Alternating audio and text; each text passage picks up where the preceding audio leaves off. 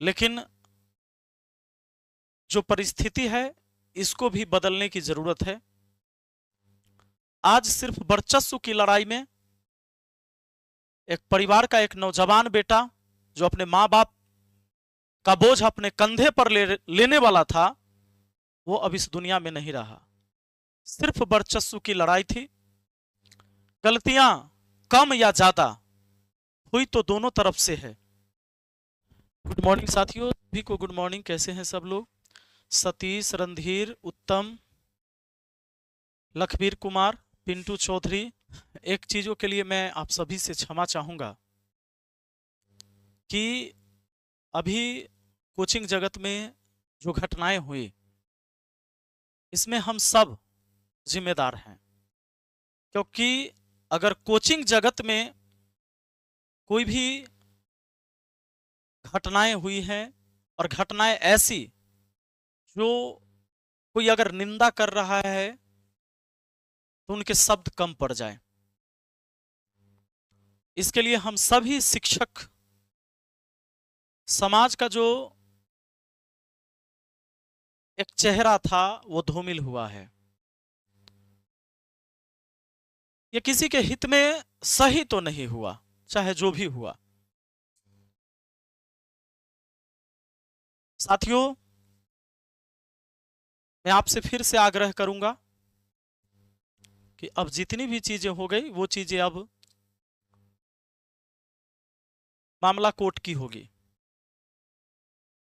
पर आप सबने अपने समय को बर्बाद किया, बहुत सारा टेंशन लिया, तो अब मुझे लगता है कि वापस लौटिए,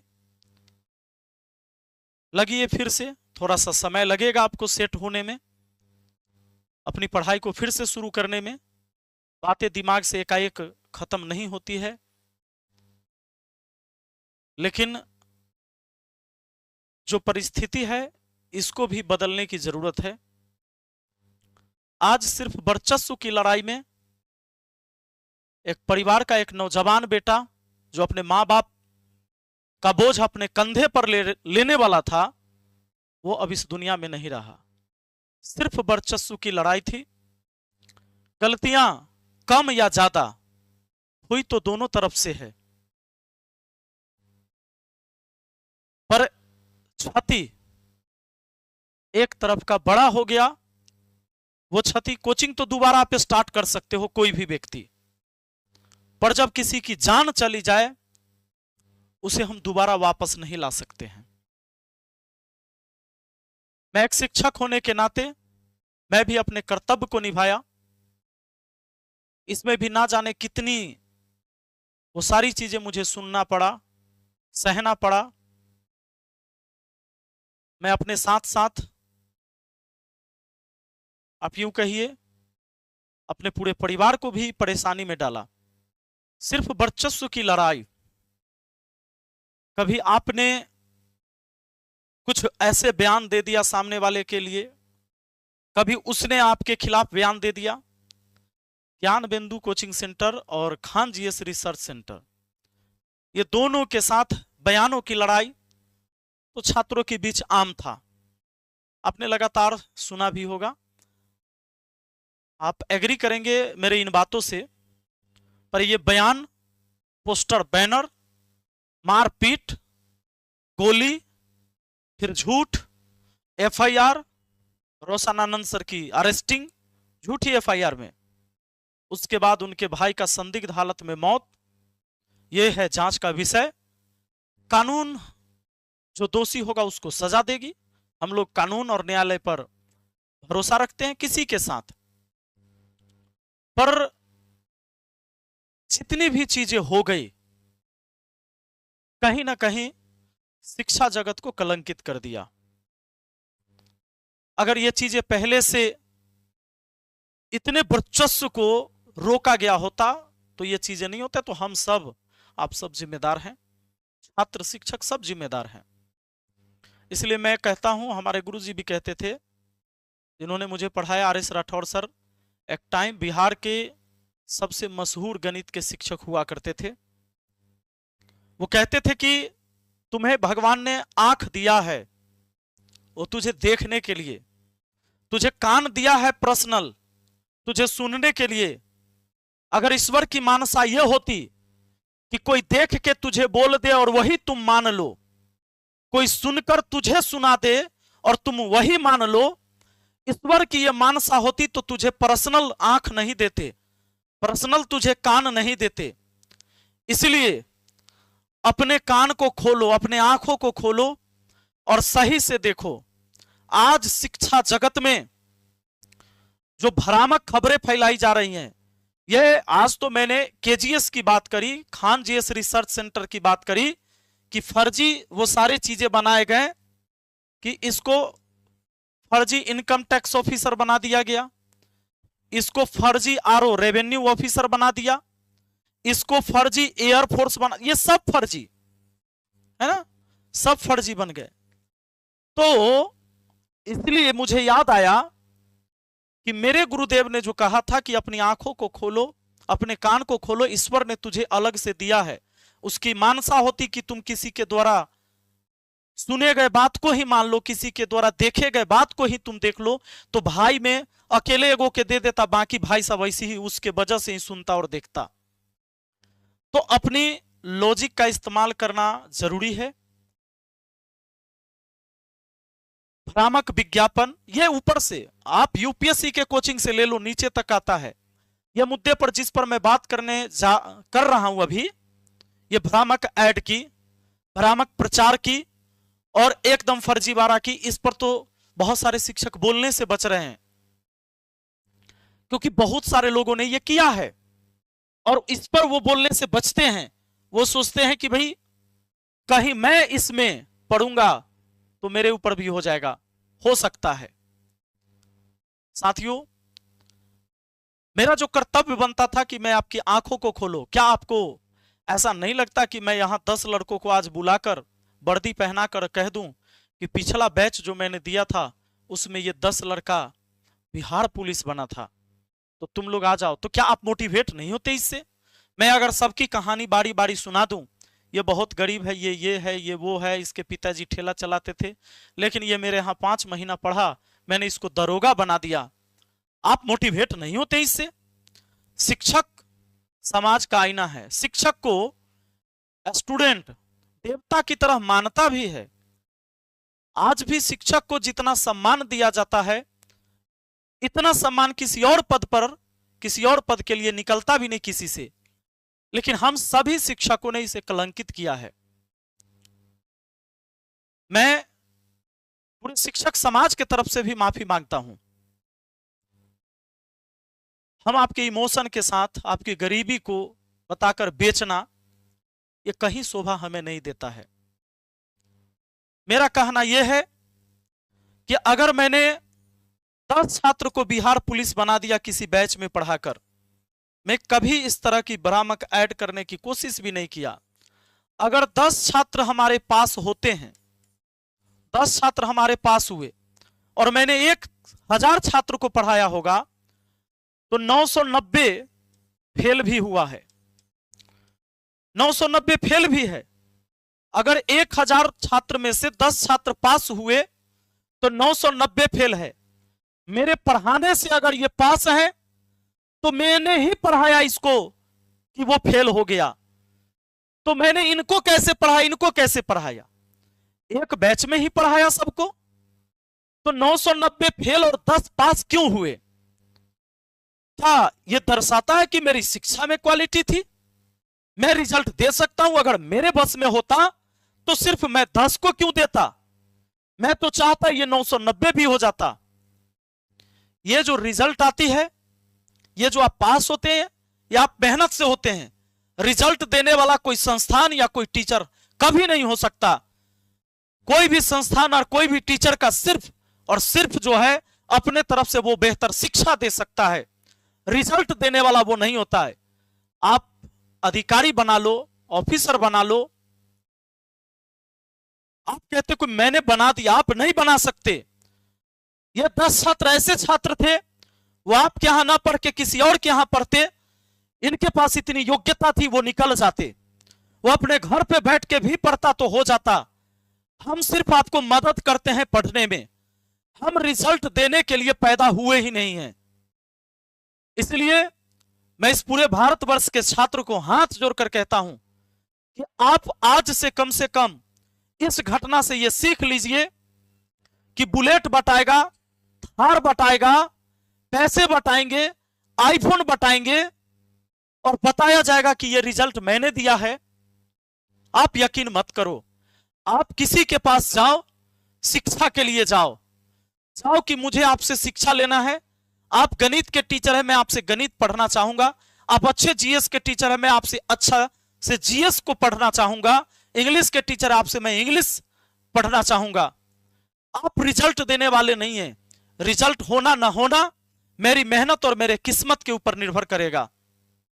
साथियों, मैं यही तो आवाज उठा रहा था, और जब ये आवाज मैंने लगातार उठाए तो मुद्दा को डाइवर्ट करने के लिए क्या किया गया, मेरे ऊपर कई सारे लांछन लगाए गए। मुझे कहा गया कि नचनिया है ये, तो मैं उसको गलत नहीं मानता हूं। कहा गया कि नाच करता, हाँ मैं करता हूं आज भी। मैं तो एक जमाने टिकटॉक स्टार रहा हूं। मैं अच्छा एक्टिंग करता हूं, मैं अच्छा क्रिकेट खेलता हूं, बिल्कुल मैं अच्छी ड्राइविंग करता हूं, मैं अच्छा स्विमिंग करता हूं, ये मैं कर सकता हूं, तो मैं करता हूं। मैं आगे भी रील्स बनाऊंगा, आगे रील बनाता हूं, पर इससे किसी की हत्या नहीं हो जाती है। कोई मोटिवेट होके कोई हमें 1-2 लाख रुपए नहीं दे देता इससे, और मैं किसी का शोषण नहीं कर लेता हूं। इन चीजों से मेरे समाज के ऊपर गलत प्रभाव नहीं पड़ता है, और जब खाली टाइम होता है तो मुझे ये करना चाहिए। मैं इस संसार में पैदा लिया हूं जीने के लिए। मैं कोई हॉस्पिटल के आईसीयू में पैदा नहीं लिया हूं कि मैं एकदम सीरियस रहूं अपने लाइफ में। तो साथियों, जब ऐसी ऐसी बातें हुई, यह भी कहा गया कि यह जातिवाद कर रहा है क्योंकि आज खान सर के साथ नहीं है। खान सर के बारे में मैंने बताया, कहा कि बहुत पहले से क्यों तुमने नहीं बताया। जब मेरे दोस्त थे मुझे कोई गलतियां नहीं दिख रही थी। जब इस बार की घटना में वो डिग गए अपनी बातों पर कि नहीं भाई, हम सुनबे नहीं करेंगे, हम समझौता नहीं करेंगे, समझौता न करने की वजह से आज किसी की जान चली गई, तो आप कोचिंग से पैसे कमाकर क्या कर लोगे? क्या अपने दिल को सुकून दे पाओगे, तसल्ली दे पाओगे? या रोशन सर का भाई आज नहीं है, वो कैसे अपने आप को समझा पाएंगे कि कोचिंग के वजह से उनके भाई का मौत नहीं हुआ? आप दोनों की वर्चस्व की लड़ाई में एक ऐसी जान गई है जो आप दोनों के दिल में कसक हमेशा रहेगा। साथियों, मुझे जातिवाद से जोड़ा गया, लेकिन मैं कहना चाहता हूं, सोचिए, जब हमारे वासुदेवपुर चंदेल के एक राजू पासवान है, उनकी बच्ची को कैंसर था। तो जब ब्लड कैंसर था तो मैं खुद गया था, उन्हें अपना ब्लड मैंने डोनेट किया है। यहां तो कोई जातिवाद बोलने वाला नहीं पैदा हुआ था। और सिर्फ मैं नहीं, जितने मेरे छात्र मेदांता हॉस्पिटल में, और डेट भी देख लो 14 जुलाई 2025, ये जितने भी मेरे पीछे खड़े लोग हैं, चूंकि ब्लड कैंसर था, बहुत ब्लड की जरूरत थी, तो ये सारे लोग ब्लड डोनेट करने मेरे एक बात से गए और आए। चूंकि वो गरीब परिवार से थे। अब ये कहोगे कि मेदांता में कैसे इलाज हो रहा था? सरकार के कुछ सहयोग राशि आता है जिसके वजह से उनका हो रहा था, और ब्लड कैंसर में मैं और अपने साथ सभी लोगों से बुलाकर ब्लड डोनेट करवाया। वहां तो मुझे कोई जातिवाद में नहीं तौला, पर यहां क्या किसी की मृत्यु हो जाती है, क्या मुझे उस तरफ से खड़ा होना जातिवाद हो गया? इसका तो यह मतलब है कि अगर आप ब्राह्मण से हैं और ब्राह्मण के साथ कोई अन्याय हो और आप खड़ा हो गए तो जातिवाद हो जाएगा। आप राजपूत समाज से हैं, राजपूत समाज में किसी व्यक्ति के साथ अन्याय हो जाएगा, आप उधर से खड़ा हो जाएंगे, तो क्या यह जातिवाद हो गया? क्या हम सिर्फ दूसरे जाति के तरफ से खड़ा होना ही मतलब इंसानियत होगी, और अपने जात के कोई भी व्यक्ति के साथ अगर गलत हुआ वहां खड़ा होना जातिवाद हो जाता है? आप सबसे मेरा तो अब एक ही आग्रह है कि भ्रामक ऐड, भ्रामक खबरें मत देखकर आइए। सोशल मीडिया बेईमानी का सबसे बड़ा अड्डा, झूठ का सबसे बड़ा अड्डा बन गया है। इतनी भ्रामक चीजें फैलाई जाएगी, किसी के बारे में कुछ भी लिखकर पोस्ट किया जा सकता है। तो आपसे आग्रह होगा हमारा कि आज के बाद से किसी भी शिक्षक के पास जाइए तो सिर्फ उससे पढ़ने के लिए जाइए, रिजल्ट देने वाला वो पैदा नहीं हुआ है। और मैंने आज तक ये चीजें नहीं किया कि मैं किसी को बुलाकर 60 लाख बच्चे पढ़े हैं। मान लो एसएससी में किसी को नौकरी होता है, हो सकता है मैथ गगन प्रताप सर से भी पढ़ाओ, राकेश यादव सर से भी पढ़ाओ, हमसे भी पढ़ाओ, यूट्यूब पर वीडियो पड़ी है। तो वैसे तो मैं भी कह सकता हूं कि वो मेरा इनकम टैक्स ऑफिसर है, पर मैं ये कभी नहीं कह सकता। क्यों नहीं कह सकता? क्योंकि उसके जीवन में सिर्फ मेरा योगदान नहीं है कि मैं उसकी ठेकेदारी ले रखा हूं। जब बचपन से वो टेबल पढ़ा होगा, जब वो पहाड़ा सीखा, गिनती सीखा, जोड़ घटाव गुना भाग सीखा, वहां तो मैं नहीं था। उन टीचरों का भी योगदान है जो गांव में उनके हाथ को पकड़कर पेंसिल पकड़वा के जब बचपन में पढ़ाना सिखाया था उस छात्र को, योगदान उसका भी है। क्या गांव में पढ़ाने वाले छात्र, गांव में पढ़ने वाले छात्र और गांव में पढ़ाने वाले शिक्षकों का योगदान नहीं है उसमें? आज कोई ऑफिसर बन जाए, क्या उन शिक्षकों का योगदान नहीं है? जो गांव में एक झोपड़ी में पढ़ाते हैं, उन सब का योगदान है। और क्रेडिट हम यहां आकर ले लें? इसलिए अगर आप भरोसा करिए तो सिर्फ एक बात पर करिए कि आप अच्छे शिक्षक हैं। मुझे आपसे वो सब्जेक्ट पढ़ना है जिसके आप शिक्षक हैं। मुझे इस बात से कोई नहीं फर्क पड़ता है कि आप कैसे फर्जी दरोगा बना सकते हैं, आरओ बना सकते हैं, इससे कोई फर्क नहीं पड़ता मेरे जीवन में। अगर ये संकल्प आप लेंगे तो यकीन मानिए शिक्षा व्यवस्था फिर से सुधरेगा। और शिक्षकों को भी ये करना चाहिए कि भाई मैं तुझे पढ़ाने वाला हूं, रिजल्ट देने वाला मैं नहीं हूं। रिजल्ट तो तुम्हारी मेहनत और तुम्हारी किस्मत होगा तो होगा। इसलिए अब हम लोग पढ़ाई पर लगेंगे और कल से पढ़ाई पर लगिए। बाकी जो केस है, कानून है, कोर्ट है, न्याय वहां होगा।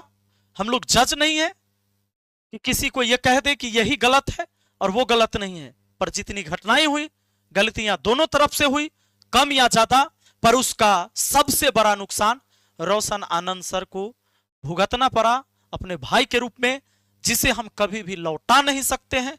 इसकी कोई मुआवजा नहीं हो सकती है। बाकी अब भ्रामक चीजों से हटिए। आप हमारे छात्र हैं, छात्र का काम है फिर अपने लिए समय निकालना, पढ़ना और अपनी पढ़ाई पर ध्यान दीजिए। क्योंकि ये चीजें अगर हम महीनों महीने चलाते रहेंगे और चलते रहेगा, चीजें कभी नहीं बदलेगी। इसलिए हमारी आपकी भी जिम्मेदारी है कि इस व्यवस्था को अब ठीक करने की कोशिश करें। चलिए बहुत बहुत धन्यवाद। और कल से हमारी क्लास चलेगी कंटिन्यू। आपके जितने भी एप्लीकेशन पर क्लास चल रहे हैं, चाहे वो मास्टर बैच का चल रहा है, चाहे ब्रह्मास्त्र बैच में चल रहा है या रेलवे के बैच चल रहा है, सभी में क्लास कंटिन्यू होगी और मैं खुद क्लास लेते रहूंगा। चलिए बहुत बहुत धन्यवाद। और मेरी बातों से किसी को भी जाने अनजाने में चोट पहुंचा है, दिल को ठेस लगा है, मैं माफी चाहता हूं। कई मेरे ऐसे शब्द भी जुबान से निकले होंगे उस गुस्से में जो नहीं निकलने चाहिए थे। कहीं ना कहीं बाद में पछतावा देता है, कई ऐसे शब्द जो मुझे भी पछतावा है। इसके लिए मैं माफी चाहता हूं। बहुत बहुत धन्यवाद। Thank you.